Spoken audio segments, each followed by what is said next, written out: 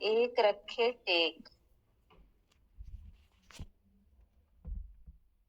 गुरुदेव हमें भाव देते हैं एक रखे टेक, यानी एक ही हमारी पत रखेगा। एक के बिना अनेक हो, चाहे अनेक है लेकिन एक नहीं है, तो टेक रखी नहीं जाती, यानी पत नहीं रहेगी। तो एक ही टेक रखेगा। कहने का भाव, एक इष्ट हो हमारा, एक आधार हो हमारा,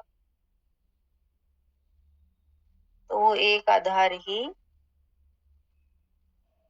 हमारी पत रखता है। जैसे कृष्ण भगवान को द्रौपदी ने कृष्ण का आधार लिया, तो कृष्ण ने उनकी टेक रखी, पत रखी। 5 पति थे लेकिन फिर भी एक के बिना, एक इष्ट के बिना वो पांचों कुछ नहीं कर सकते। इसलिए कहा एक रखी टेक। तो एक के सम्मुख ही हमें झुकना है, एक की ही अनन्य भक्ति हमें करनी है। अनेकों में नहीं जाना कि आज इसे माना, आज दूसरे को माना, ऐसा नहीं।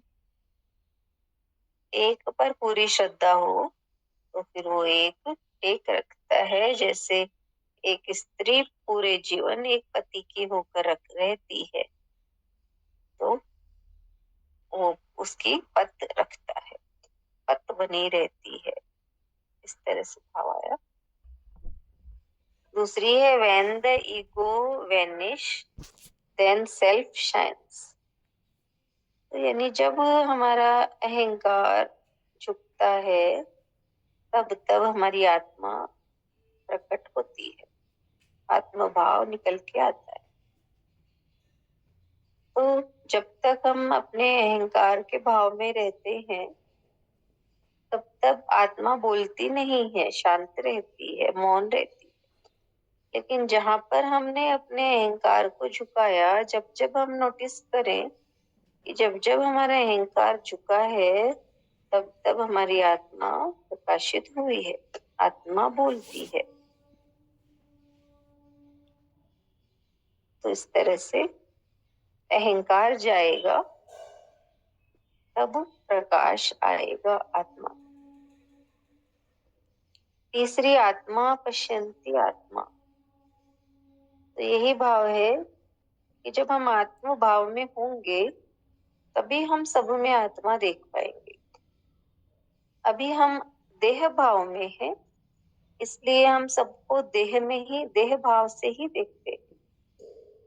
यानी मैं अभी देह भाव में हूं, तो मैं सबको देह ही देखूंगी, सब में, सब मुझे आत्मा नजर नहीं आएगी किसी में।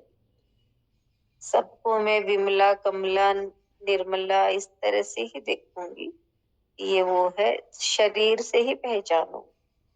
लेकिन जब आत्म भाव में आ जाता है इंसान, तो ये सब में तब उसे कोई शरीर नजर नहीं, बल्कि उसके भीतर की आत्मा ही नजर आती है।